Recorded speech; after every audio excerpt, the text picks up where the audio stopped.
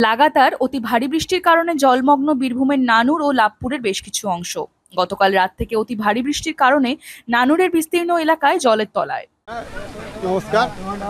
আজকে প্রচণ্ড বৃষ্টির জন্য নানুর থেকে বোলপুর যে রাস্তা, তার মধ্যে উদয়পুর ব্রিজের কাছে রাস্তার উপর দিয়ে জল পারাপার হচ্ছে এবং গোটা মাঠ ডুবে গেছে। এর ফলে কৃষি জমি, পুরো ধান জমি, ধান রোপণ করা হয়েছিল সব ডুবে গেছে এবং পচে গেছে এবং গাড়ি যাতায়াতের পক্ষে খুব কষ্টকর হচ্ছে।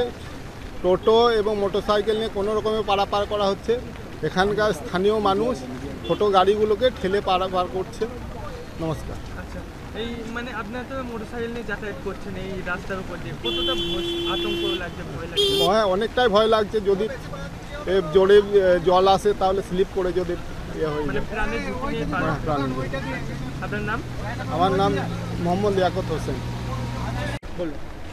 এখানে লাগাতার কাল থেকে সমানে বৃষ্টির জেরে প্রচুর বন্যা দেখা দিয়েছে।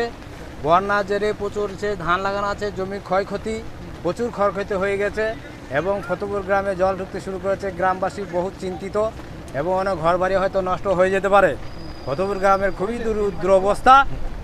আর এই যে বন্যার ফলে সামনে ওই ধারে 4-5টা গ্রাম, মণিগ্রাম, বেলগ্রাম এবং মাদার, এইসব গ্রামগুলো জলবন্দী হয়ে পড়ে আছে।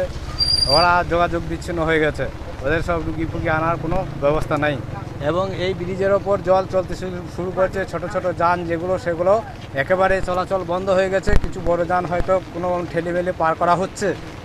এইরকম বিরাট দুরবস্থায় ফতেপুর গ্রামের অপোজিটে পূর্বধারে যে ব্রিজ, এই ব্রিজের এই কান্দরের জল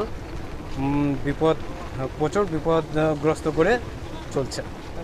মানে কতগুলো গ্রাম মানে যোগাযোগ বিচ্ছিন্ন হয়ে গেছে? মোটামুটি 4খানা গ্রাম, 4-4টে গ্রাম যোগাযোগ বিচ্ছিন্ন হয়ে গেছে এবং চাষের বিস্তীর্ণ এখান থেকে মোটামুটি 700 বিঘে এরিয়া সব ডুবে গেছে। সবজি চাষ, ধান, প্রচুর ক্ষয়ক্ষতি। পুকুরে মাছ বেরিয়ে সব কান্দর দিয়ে চলে গেছে, এরকম পুকুর ডুবে গেছে। হ্যাঁ, চাষের প্রচুর ক্ষতি, লাক্ষাধিক ক্ষতি। হ্যাঁ, নানুর বোলপুর রাস্তার উপরে এই তো বৃষ্টির বান চলছে। এ তো প্রকাশ্যে দেখা যাচ্ছে মেন রোডের ওপরে, এটা হাই রোডে, নানুর বোলপুর রোডের ওপরে এইসব ছোটো ছোটো যান চলাচল করতে পারছে না এবং বড় বড় যান দু একটা ঠেলে কোনো চলাচল করা যাচ্ছে। আপনার নাম? আমার নাম হচ্ছে মির্জা আবুল হোসেন, ফতেপুরের বাসিন্দা।